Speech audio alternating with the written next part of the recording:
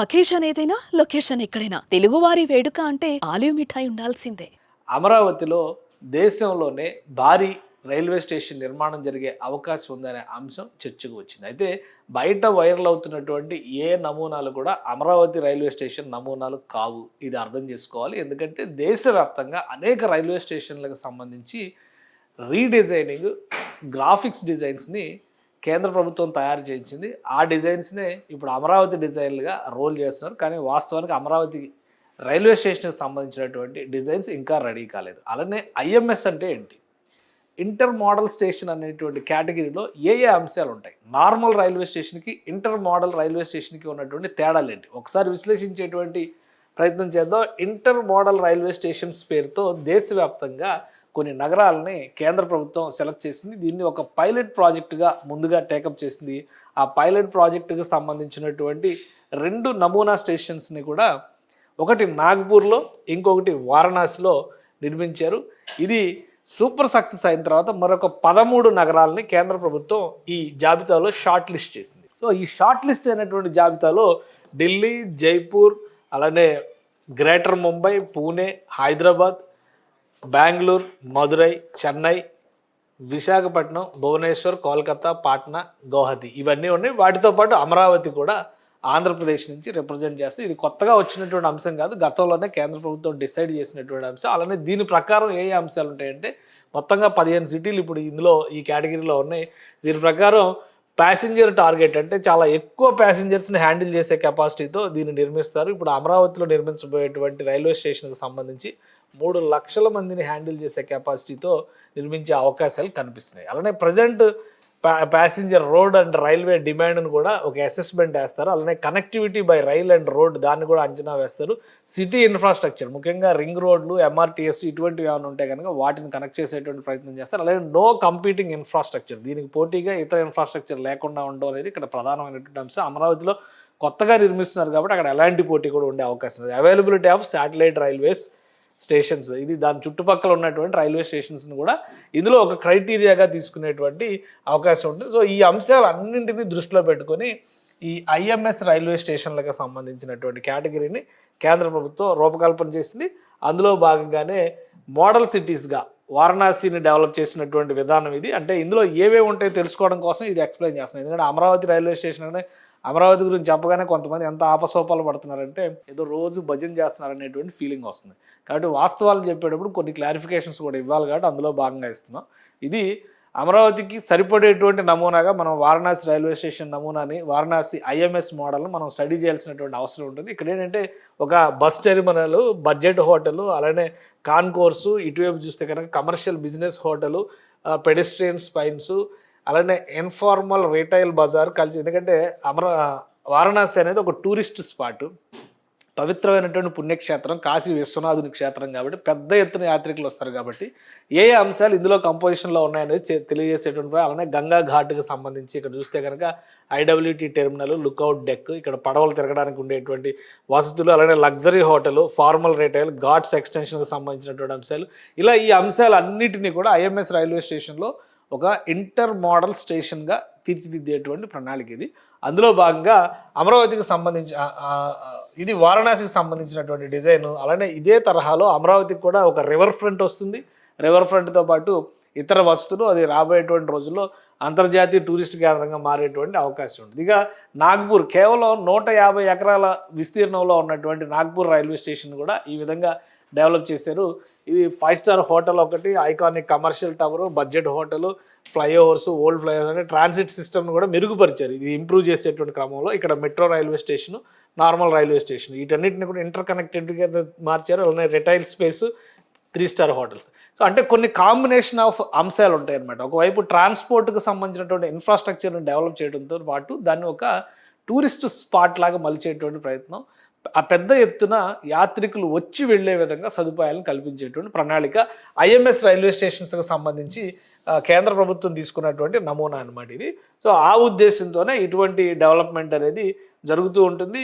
So ఈ develop చేసేటువంటి క్రమంలో నాగ్పూర్లో ప్లాన్ చేసినటువంటి గ్రాఫిక్ డిజైన్స్ ఇది. ఇప్పుడు మీరు చూస్తున్నటువంటి డిజైన్స్ కూడా చాలా రకాల రాష్ట్రాల్లో అంటే ముంబైలో కావచ్చు, ఢిల్లీలో కావచ్చు, అక్కడ ఏర్పాటు చేయబోయేటువంటి రైల్వే స్టేషన్కి సంబంధించి ఆల్రెడీ ఫైనల్ అయిపోయినటువంటి డిజైన్స్. అమరావతికి సంబంధించినటువంటి డిజైన్స్ ఇంకా కంప్లీట్ కాలేదు. అవి కంప్లీట్ అయిన తర్వాత మనం మళ్ళీ వాటి గురించి మాట్లాడుకోవచ్చు. ఇది కేవలం 148 ఎకరాల విస్తీర్ణంలో చేసినటువంటి ఐఎంఎస్ రైల్వే స్టేషన్ అంచనాలు ఇవి, ఎస్టిమేషన్స్ ఇవి. సో వీటిని దృష్టిలో పెట్టుకునే కేంద్ర ప్రభుత్వం దీన్ని డెవలప్ చేసింది. ఇక ఇదే తరహాలో అమరావతికి రైల్వే స్టేషన్ని డెవలప్ చేయాలంటే ఎలాంటి ప్రణాళికను సిద్ధం చేస్తారు? ఇది కూడా పాతదే, ఎప్పుడు చూసేటువంటి మ్యాపే ఇదే సోది చెప్తున్నారు అనేటువంటి అభిప్రాయం మాత్రం రావద్దు. ఎందుకంటే ఇది ప్రతిదాని ఒక బేస్ లైన్. ఇది అన్ని ట్రాన్స్పోర్ట్ సిస్టమ్స్ని కూడా అమరావతి ప్రాంతంలో ఈ ఒక్క మ్యాప్లోనే పొందుపరిచేటువంటి ప్రణాళికని రూపొందించారు. ఇప్పుడు రాష్ట్ర ప్రభుత్వం అమరావతిలో రైల్వే స్టేషన్ ఎక్కడ నిర్మించేటువంటి అవకాశాలు ఉన్నాయి, ఎక్కడ ల్యాండ్ ఇచ్చేటువంటి అవకాశాలు ఉన్నాయి, అది విశ్లేషించడం కోసం ఈ మ్యాప్ బయటకు తీయాల్సి వచ్చినట్టు. అలానే మొత్తం ఓవరాల్గా మనం చూస్తే కనుక ఆంధ్రప్రదేశ్ అమరావతికి సంబంధించినటువంటి టోటల్ ట్రాన్సిట్ సిస్టమ్ కింద మనం చూడాల్సి ఉంటుంది. ఇది వెస్ట్ బైపాస్ రోడ్ ఇక్కడ ఉంది, ఇక్కడ రైల్వే లైన్, ఈ రైల్వే లైనే ఇప్పుడు కొత్తగా అమరావతిలో వేయబోతున్నటువంటి 47 కిలోమీటర్లు, దగ్గర ఒక 50 కిలోమీటర్ల డిస్టెన్స్ వచ్చేటువంటి రైల్వే లైన్ ఇది. సో ఆ రైల్వే లైన్ ఇక్కడ వైకుంఠపురం బ్రిడ్జ్ నిర్మాణం జరుగుతుంది. ఇక్కడ మళ్ళీ ఇన్నర్ రింగ్ రోడ్ ఉంది. ఇన్నర్ రింగ్ రోడ్ ఎక్కడ ఉంది బాబు అని చెప్పి మళ్ళీ చాలామంది కామెంట్స్ చేస్తారు. కానీ ఇన్నర్ రింగ్ రోడ్ అనే ప్రపోజల్ సజీవంగా ఉంది. ప్రస్తుతానికి నిర్మాణం చేపట్టకపోయినా అది ఏ రోజైనా నిర్మించేటువంటి అవకాశం ఉంది. వచ్చేటువంటి ఏడాది 2 ఏళ్లలో రాష్ట్ర ప్రభుత్వం దాని మీద ఒక సంకల్పం తీసుకునేటువంటి అవకాశం ఉంది. కాబట్టి దాన్ని అలా పక్కన పెట్టి చూస్తే ఈ railway track inner ring road వెంబడే ఇలా వస్తుంది.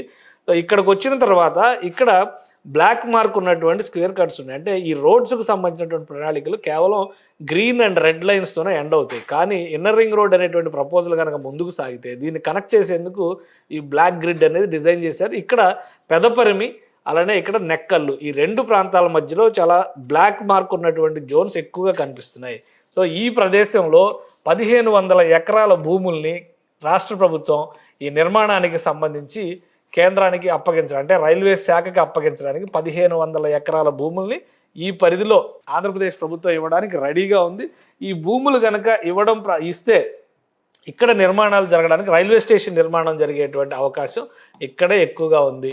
సో ఈ పరిధిలో ఇది ఎందుకంటే సిటీకి శివారు ప్రాంతం అవుతుంది. అమరావతి నగరం మొత్తం ఈ ప్రాంతంలో విస్తరించి ఉంటే ఇది కొంత శివారు ప్రాంతం అయ్యేటువంటి అవకాశం ఉంటుంది. కాబట్టి ఈ ప్రాంతంలో నిర్మించడం ద్వారా రాబోయేటువంటి రోజుల్లో ఆంధ్రప్రదేశ్ రాజధాని విస్తరించేటువంటి క్రమంలో ఈ ప్రదేశంలో పెద్ద ఎత్తున అభివృద్ధికి అవకాశం ఉంటుందని చెప్పని రాష్ట్ర ప్రభుత్వం భావిస్తుంది. కాబట్టి ఇక్కడ 1500 ఎకరాల భూముల్ని అందించడానికి రెడీగా ఉంది. ఈ 1500 ఎకరాల భూములకి సంబంధించి కూడా 3 లక్షల మంది ప్రయాణం చేయడానికి అనుకూలంగా ఉండేటువంటి ఒక ఇన్ఫ్రాస్ట్రక్చర్ని నిర్మించేటువంటి ఛాన్సెస్ ఉన్నాయి. అలానే 1 కాదు 2 కాదు 24 రైల్వే ప్లాట్ఫామ్లు ఇందులో ఉండేటువంటి అవకాశం ఉంది. 24 ప్లాట్ఫామ్స్ ఇక్కడ ఉండొచ్చు.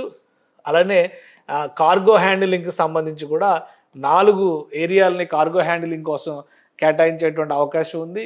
సో ఒక సమగ్రమైనటువంటి ప్రణాళిక. ఇప్పటివరకు ప్రణాళికలో ఉన్నది కేవలం రైల్వే లైన్ ప్రపోజల్ మాత్రమే. ఆంధ్రప్రదేశ్ రాజధానికి సంబంధించినటువంటి రైల్వే లైన్ నిర్మాణ ప్రణాళిక మాత్రమే ఉంది. అది కూడా 2500 కోట్ల రూపాయలు దగ్గర ఖర్చు అయ్యేటువంటి ప్రణాళిక. ఇది అటు ఖమ్మం జిల్లాలో ఉన్నటువంటి ప్రాంతం నుంచి ఇక్కడ నంబూరు వరకు ఒక రైల్వే లైన్ నిర్మాణం జరుగుతుంది.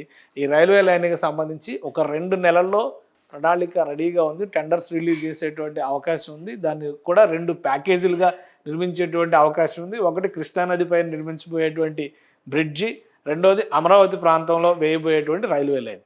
ఫస్ట్ ఫేజ్లో ఇది కంప్లీట్ చేస్తారు. రెండో ఫేజ్లో ఈ కృష్ణానది అవతల వైపు అంటే ఎన్టీఆర్ జిల్లా నుంచి ఖమ్మం వరకు ఉన్నటువంటి రైల్వే లైన్ నిర్మించేటువంటి అవకాశం ఉంది. సో ఇవి జరుగుతాయి. వీటికి ప్యారలల్గా రైల్వే స్టేషన్ నిర్మాణ ప్రణాళికను కూడా రాష్ట్ర ప్రభుత్వం ముందుకు తీసుకెళ్ళాలి, టైం సేవ్ చేయడం కోసం. ఒకవేళ ఈ లైన్ కనుక, ఈ ట్రాక్ ఇక్కడ వరకు కనుక రెడీ అయిపోతే దాన్ని ఇంటర్ యూటిలిటీ కింద ఉపయోగించడానికి అవకాశం ఉంటుందా లేదా? 2 ఏళ్ల నుంచి 3 ఏళ్ల సమయం పడుతుంది అంటున్నారు. కాబట్టి ఆలోపు రైల్వే స్టేషన్కి సంబంధించినటువంటి 1500 ఎకరాల భూముల్ని కనుక హ్యాండ్ ఓవర్ చేస్తే ఒకవైపు స్టేషన్ నిర్మాణంతో పాటు అక్కడ ఇతర అంశాలను దృష్టిలో పెట్టుకొని పెద్ద ఎత్తున కార్గో రిలేటెడ్ ఇన్ఫ్రాస్ట్రక్చర్ని అక్కడ ఏర్పాటు చేయాలని కూడా రాష్ట్ర ప్రభుత్వం విజ్ఞప్తి చేస్తుంది. సో ఇది దేశంలో అతిపెద్ద రైల్వే స్టేషన్స్లో ఒకటిగా మారేటువంటి అవకాశం స్పష్టంగా కనిపిస్తుంది. కొత్త నగరం, కొత్త రాజధాని, కాబట్టి ఫ్యూచరిస్టిక్ ప్లాన్ ఉండాలనేటువంటి ఆలోచనతోనే 1500 ఎకరాల విస్తీర్ణంలో ఒక భారీ రైల్వే స్టేషన్ని అక్కడ నిర్మించేందుకు ఆంధ్రప్రదేశ్ ప్రభుత్వం విజ్ఞప్తి చేస్తుంది. దీంతోపాటు విశాఖపట్నం రైల్వే స్టేషన్ కూడా ఇప్పుడు ఉన్నటువంటి రైల్వే స్టేషన్ని అప్గ్రేడ్ చేస్తున్నారు. అది కూడా ఈ 15 నగరాల జాబితాలో ఉంది. ఆల్రెడీ మనం సికింద్రాబాద్ రైల్వే స్టేషన్ గురించి వార్తలు చూస్తూనే ఉన్నాం. దాన్ని అప్గ్రేడ్ చేసేటువంటి ప్రయత్నాలు జరుగుతున్నాయి. చుట్టుపక్కల శాటిలైట్ రైల్వే స్టేషన్స్ కింద అటు చెర్లపల్లి కానీ, ఇటు బేగంపేట కానీ, ఇతర రైల్వే స్టేషన్స్ అన్నిటిని కూడా ఆధునీకరిస్తున్నారు. సో ఇది కేవలం అమరావతికి మాత్రమే వస్తున్నటువంటి పథకం అని చెప్పని ఎవరు ఆందోళన చెందాల్సినటువంటి అవసరం లేదు. దేశవ్యాప్తంగా మోడర్నైజేషన్ ఆఫ్ రైల్వే ఇన్ఫ్రాస్ట్రక్చర్ అనేటువంటి దాన్ని ఒక స్కీమ్గా కేంద్ర ప్రభుత్వం తీసుకుంది. అందులో భాగంగా నూతన రాజధానిగా ఆవిర్భవించబోతున్నటువంటి అమరావతికి ఒక నూతన స్వరూపాన్ని ఇచ్చేటువంటి రైల్వే స్టేషన్ నిర్మించడం ఒక ప్రణాళికగా తీసుకున్నారు. సో అందుకోసమే 1500 ఎకరాల భూముల్ని రాష్ట్ర ప్రభుత్వం రైల్వే శాఖకు అప్పగించడానికి సన్నద్ధం అవుతుంది. ఈ ప్రాసెస్ అంతా కంప్లీట్ అవ్వడానికి కనీసం ఒక 3 నుంచి 6 నెలల సమయం పట్టే అవకాశం ఉంది.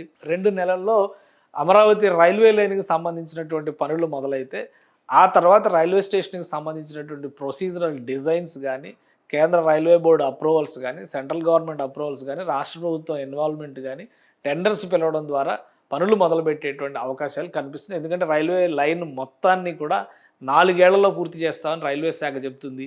3 ఏళ్ల లోపే కంప్లీట్ చేయాలనేటువంటి సూచనని ఆంధ్రప్రదేశ్ ప్రభుత్వం ఇప్పటికే చేసింది. సుమన్ టీవీలో మీ పర్సనల్ అండ్ బిజినెస్ ప్రమోషన్స్ కోసం కింది నెంబర్కి కాంటాక్ట్ చేయండి.